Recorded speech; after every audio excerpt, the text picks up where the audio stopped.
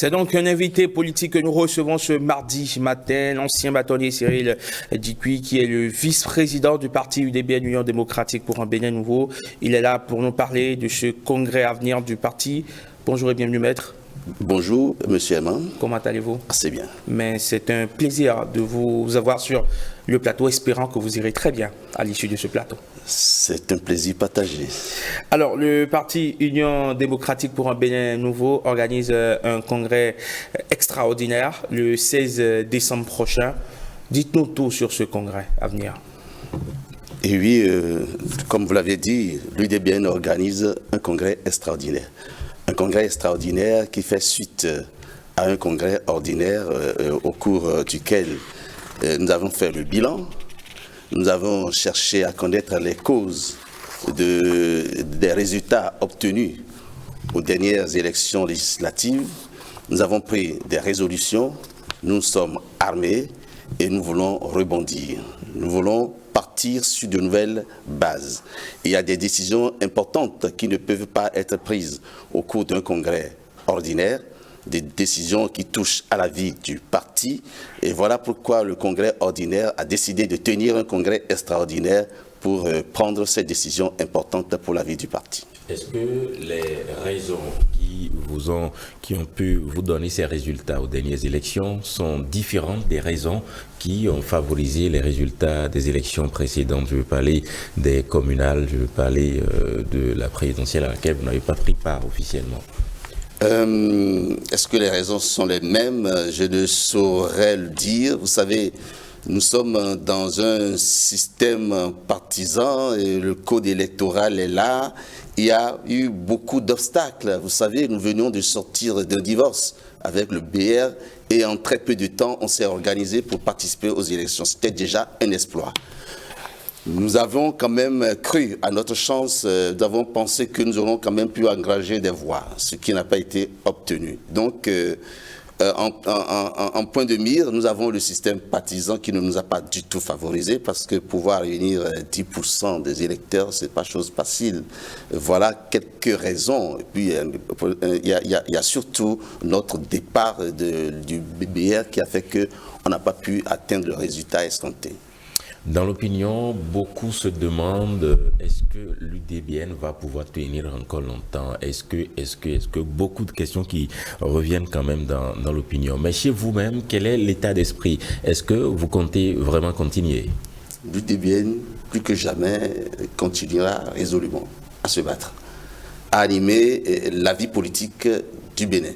Voyez tout ce que nous avons reçu comme coup, et pourtant nous sommes là debout. Après ce congrès, vous allez constater que l'UDBN, c'est un renouveau. À l'UDBN, c'est un nouveau départ. L'UDBN, les militants de l'UDBN sont plus que jamais aguerris pour affronter les combats à venir. Est-ce qu'il y a de fortes chances qu'il y ait des résolutions, qui engagent fortement l'avenir du parti à ce congrès extraordinaire? Bien sûr. Est-ce que le parti va continuer par rester dans la majorité présidentielle? Nous avons participé à l'événement du chef de l'État Talon au pouvoir. Et nous ne sommes pas déçus de la gestion du pays. Il n'y a pas de raison qu'on se détourne de lui. On ne peut pas fabriquer quelque chose et puis la jeter par la suite. Il m'est arrivé de faire des comparaisons. Le chef de l'État est un champion, toutes catégories confondues. Il m'a plu un jour de faire une comparaison avec la Chine. En 1960, nous étions au même niveau de développement. Si ce que le chef de l'État a fait en 5 ans, en 7 ans, ses prédécesseurs avaient fait la même chose, je crois que le Bénin, s'il n'était pas au niveau de la Chine, n'en serait pas loin. Et voilà les raisons pour lesquelles, patriotes, nous continuerons de soutenir le chef de l'État. Le congrès du 16 sera-t-il un congrès focus sur 2026? Sur 2026. Oui, bien sûr, puisque nous avons fait le bilan, nous avons cherché à connaître les causes de nos échecs et nous nous préparons pour 2026. D'ailleurs, vous savez, le thème central que nous allons débattre au cours de ce congrès extraordinaire, c'est renaître pour conquérir. L'UDBN va renaître pour conquérir. Conquérir le cœur des militants, conquérir le cœur des électeurs, conquérir le cœur du peuple béninois. J'allais demander conquérir le pouvoir présidentiel.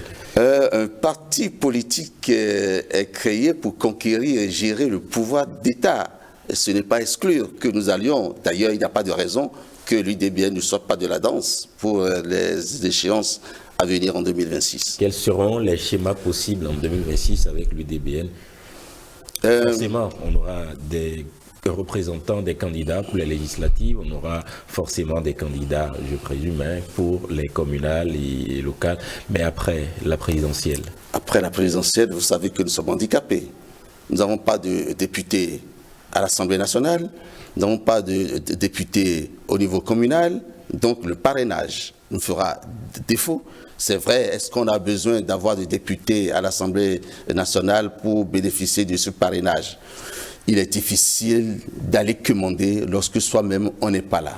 Donc voilà pourquoi nous partons handicapés. Vous savez, nous faisons partie d'une famille qui a forcément un candidat. À défaut pour nous d'avoir un candidat à nous, nous allons forcément soutenir le candidat que la majorité présidentielle nous indiquera. Structurellement, est-ce que ce congrès du 16 décembre prochain va accoucher de réformes majeures? Oui, beaucoup de réformes. Est-ce que la tête du parti va changer? C'est au congrès extraordinaire qu'on va le décider. Est-ce que la tête du parti va changer? Mon point de vue, c'est non. Parce que l'UDBN est d'abord le seul parti dirigé par une femme sur l'échiquier national. Ça serait dommage si cette femme s'efface au profit des hommes qui développent leur hégémonie sur la scène politique au Bénin. Mais on a vu par le passé l'UDBN géré par une autre femme avec, comme délégation de pouvoir, Madame de Chacus, Madame Sylvie de Chacus, mais ça a vraiment fait long feu. Oui, ça fait long feu. C'est une expérience malheureuse parce que l'objectif de cette dame, ce n'est pas de conduire l'UDBN à bon port. Elle avait peut-être un cahier de charges qu'elle déroulait. Ayant vite compris cela, je crois que son séjour, vous avez dit, a fait long feu, n'a pas duré un mois. Voilà, nous avons donc repris les rênes du parti pour que le parti vive, continue de vivre. Est-ce que ce n'est pas donner raison à ceux qui pensent que Mme Prudencio est un peu trop jalouse de son parti et ne veut céder aucune parcelle de pouvoir? Je ne peux pas le dire. Je suis président délégué, comme on se plaît à le dire, vice-président du Haut Conseil du parti. Ce n'est pas une co-gestion, une co-présidence, mais elle s'efface parfois. Elle n'est pas là, elle est en voyage et le parti vit. Elle délègue énormément de son pouvoir. Nous sommes jaloux de savoir que c'est une femme quand même qui dirige le parti politique. Voilà pourquoi elle est là. Elle ne s'accroche à rien du tout, la preuve. Elle a eu à laisser le parti pour faire une autre expérience. Bon, vite, elle est revenue à la maison. Elle n'est pas accrochée au parti. Elle a un objectif, le développement de la femme, la promotion de la femme. Elle s'y adonne assez bien. On a l'impression que, comparativement aux autres partis de la majorité présidentielle qui occupent l'espace civique, qui occupent l'espace politique, l'UDBN semble un peu en retrait, sinon semble un peu être à la marge. Comment est-ce que vous comptez justement remettre le parti sur les bons rails? Est-ce que nous sommes véritablement en marge? Après les élections, on s'est retrouvés pour faire le bilan, pour déterminer les causes du résultat que nous avons obtenu, et prendre des résolutions et aller de l'avant.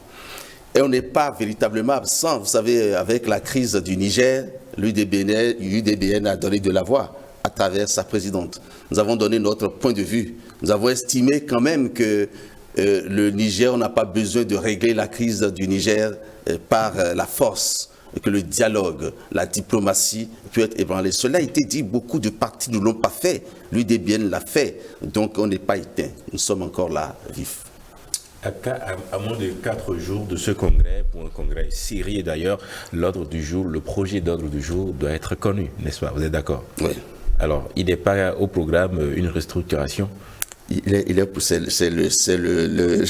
le congrès extraordinaire qui va le définir. Il y a des restructurations profondes, il y a des restructurations majeures. Est-ce que vous pouvez nous donner une exclusivité sur le plateau? Je n'ose pas le dire, je ne veux pas dévancer le Congrès, je ne suis qu'un élément, donc c'est le Congrès qui décide. Je ne veux pas manquer de respect aux militants de l'UDBN pour dévoiler ce qu'ils sont appelés à décider. Donc je vous prie de prendre un peu de patience, samedi n'est pas loin. Mais vous-même, quel est le diagnostic que vous avez posé en ce qui concerne l'UDBN aujourd'hui? Qu'est-ce qui vous manque pour vraiment impacter la scène politique? Un peu le nerf de la guerre. De l'argent. De l'argent. Vous savez, nous animons comme les autres partis la vie politique. Il n'y a pas de raison que certains partis, comme nous, en bénéficient et nous, non. Vous voyez même que l'un des sous-thèmes, c'est quel financement pour un parti politique. Alors nous avons, au cours du dialogue politique, suggéré que certains partis qui n'avaient pas de députés à l'Assemblée nationale, qui n'avaient pas de maire dans les communes, bénéficient tout au moins d'un forfait, même si ce n'est pas la hauteur des partis qui sont représentés, comme un départ pour encourager ces partis de faire quand même cette œuvre nationale. On n'a pas été suivis. Ben, nous vivons, nous autres, nous comptons sur nos propres moyens, comme le disait au temps de la Révolution. Donc c'est nos propres forces, c'est sur nos propres forces que nous comptons pour être à ce niveau. Et nous continuerons de nous battre. Le congrès doit durer combien de jours?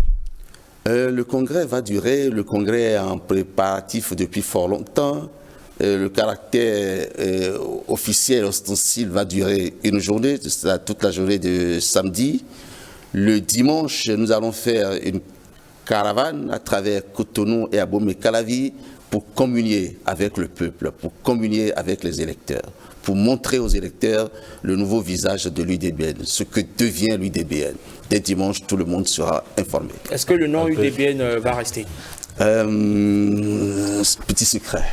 Il se sursure quand même que cela pourrait disparaître. C'est possible, mais je ne saurais vous le confirmer sur ce plateau. D'accord. Voilà. On ne va pas vous titiller longtemps. Marcel Arossi. Caravane à Cotonou, congrès à Cotonou, Calavi, un peu pour confirmer que l'UDBN n'est que de Calavi. Non. Cotonou, Calavi sont deux villes représentatives quand même du Bénin, de toutes les villes du Bénin. On ne peut pas en un jour, en 2 jours, faire tout le tour du Bénin. Et progressivement, la bonne nouvelle sera portée à tous les niveaux.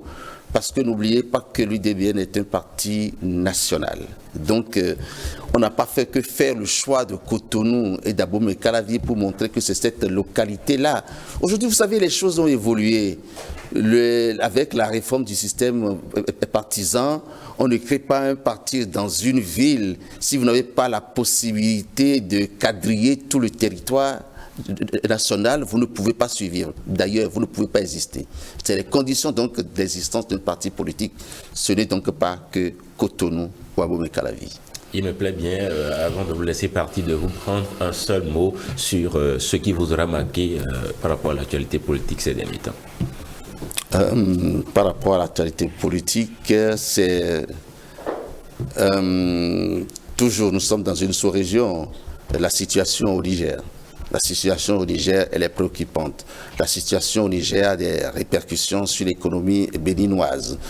On ne peut pas s'auto-flageller. J'estime quand même que nous sommes une nation en construction. Et pour moi, la nation, le Bénin, passe avant la communauté, donc avant la CEDEAO. Nous devons donc chercher à savoir quel est l'intérêt de notre pays. Et cet intérêt passera forcément avant celui de la communauté. Un autre mot à dire? Je voudrais simplement inviter la presse à soutenir l'UDBN avant, pendant et après ce congrès.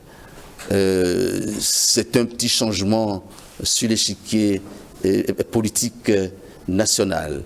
Nous allons impacter le monde. Voilà ce que je peux vous dire. Merci beaucoup. Merci. C'est moi. Merci donc à vous, Cyril Likui, vice-président du parti UDBN. On rappelle que le congrès, c'est pour le samedi 16 décembre prochain. On va scruter cela de très près et on verra, certainement, on vous retrouvera par ici ou peut-être un autre cadre ou un autre responsable du parti. On verra bien pour débriefer ce congrès extraordinaire et les résolutions qui en seront issues. Merci beaucoup. Vous passez une excellente journée du mardi.